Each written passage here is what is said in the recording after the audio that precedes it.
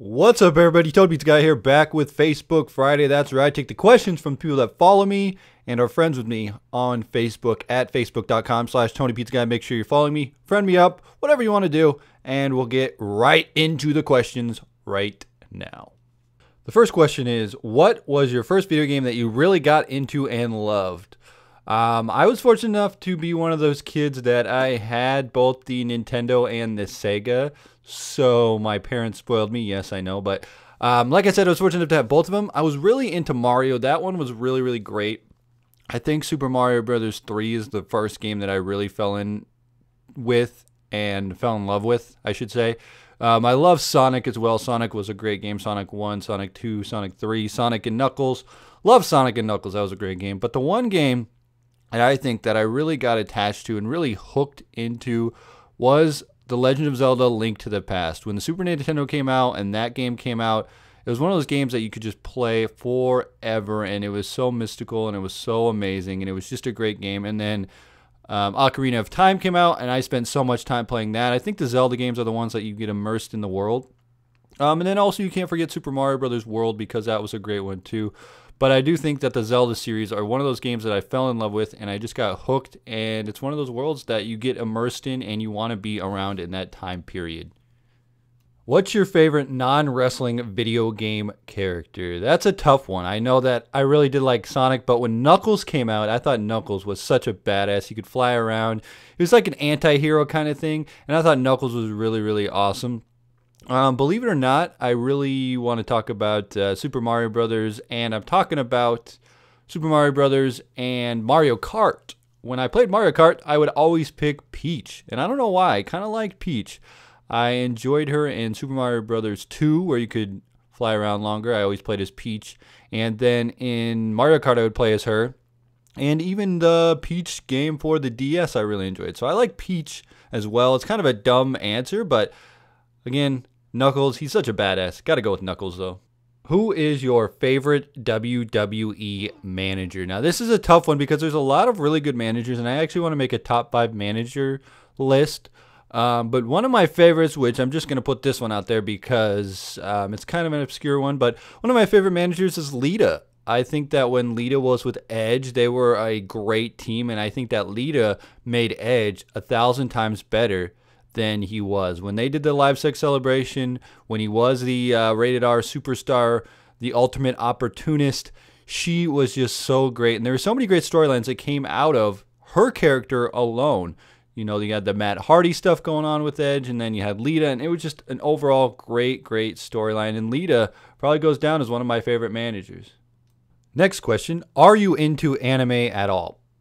Nope. All right, well, I'm not into anime. I'm not really into any of that. I don't know why. I just guess I never really got into it. I know friends that were into it, but I wasn't really ever into anime. I don't hate it, but I just never really got into it. Maybe somebody could help me get into anime. I don't know. Wouldn't even know what anime shows to start watching if I was going to like anime. Maybe you can leave me some suggestions in the comments. I could try watching anime, but I don't know. Just never really got into it. This question is messed up. What would you do if you came home and saw Kane wanking it? I don't know. I'd run out.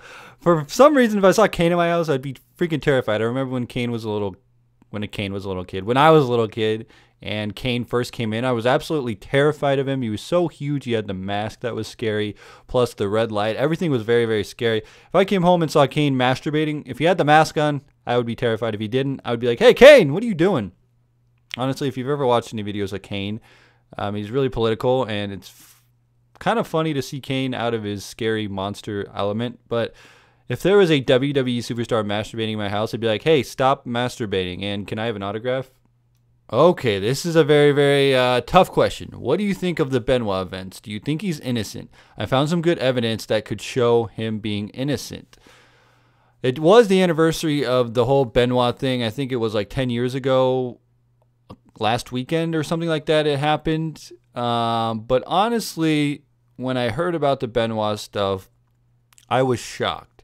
Everybody thought that Benoit was such a great guy, and then the events came out that he killed everybody, and it was just the craziest thing ever. I remember WWE doing the tribute to Benoit, and then they were like, oops, yeah, about that. We made a mistake. We made a huge mistake. And then they were like, yeah, Benoit's a killer.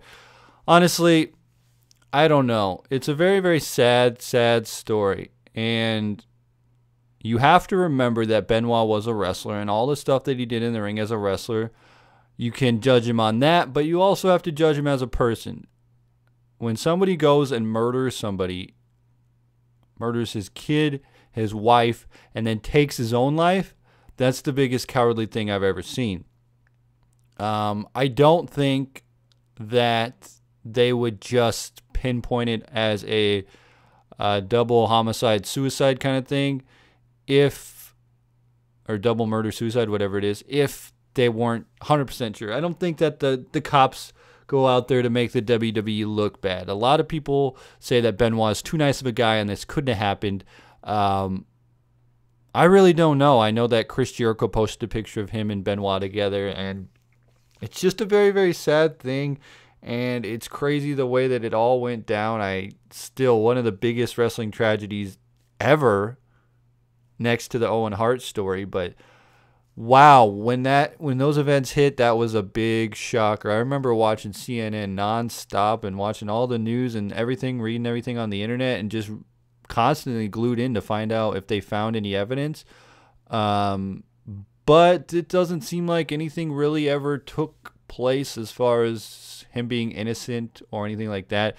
I know that some people online have been saying that they should reopen the case, get more evidence, stuff like that. I really don't know. I can't really say that he's innocent because you have to believe the cops. I mean, it's kind of like the O.J. Simpson thing. It's not the same idea, but people say that O.J. Simpson was guilty, but he got away with it. I mean, I don't know. It's one of those things where sometimes the court system sucks. Sometimes they just chalk it up. Maybe they were just lazy, didn't do all of their research, and just were like, oh, yep, this is what happened. But really, I don't know what it would be. What a shocker it would be if it turned out that another wrestler or like somebody close in the wrestling business was the one that did it. Honestly, I can't say. I don't know. I still think Benoit was an amazing wrestler. I think you shouldn't ever forget about him being in the WWE. You can't forget about his amazing match at WrestleMania 20 in that triple threat match. You can't. He did so much good for the wrestling business. But when it comes down to it, WWE had to distance themselves from him. They had to get the Benoit name off their back because they don't want to be associated with some guy who is a murderer and kills himself. They don't want to associate with that. That makes them look terrible. And I don't know. Maybe someday, somewhere, we'll find out the truth, any more information, something. But for now, that's what we have to believe. Last question. Would you ever do a YouTube channel for the whole world to see and put all types of games on it? I really do want to get into all types of games. I think when the new consoles come out, I think there's only one step that I have to take, and that is to play all types of games. I really don't want to segment myself as just a wrestling director. I know a lot of you love the wrestling games, and I will focus heavily on WWE 2K14 and the future of the wrestling games. But really, I think that for me to have a well-rounded, great channel, I need to focus on all kinds of games. I'm not going to stop the wrestling stuff I said. I'll keep that going. But honestly, I do need to branch out when the new systems come out. Anyway, guys, that is it for Facebook Friday. I really appreciate you guys leaving your comments. And as always, Tony Pizza Guy, frag out.